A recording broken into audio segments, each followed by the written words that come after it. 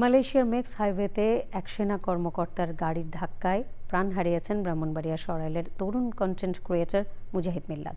এ ঘটনায় আহত অবস্থায় হাসপাতালে নেওয়া হয়েছে তার স্ত্রী নাফিসা তাবাসসুমকে।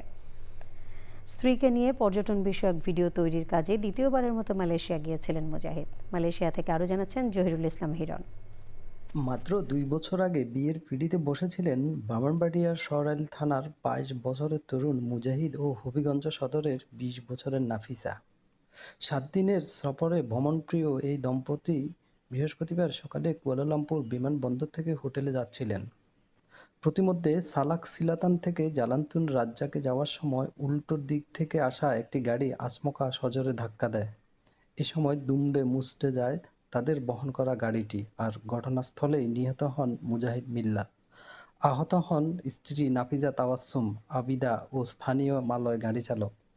পরে তাদেরকে কুয়ালালামপুর হাসপাতালে ভর্তি করা হয়। ঘটনাস্থল থেকে আটক অপর গাড়ি চালক মালয়েশিয়া সেনা সদস্য এবং তিনি মাত্রা অতিরিক্ত মদ্যপ অবস্থায় ছিলেন বলে কুয়ালালামপুর ট্রাফিক পুলিশের পক্ষ থেকে জানানো হয়েছে। এ ঘটনায় দোষী প্রমাণ হলে ১৫ বছর জেল এবং সর্বোচ্চ ৩২ লক্ষ টাকা জরিমানা গুনতে হতে পারে ওই সেনা সদস্যর।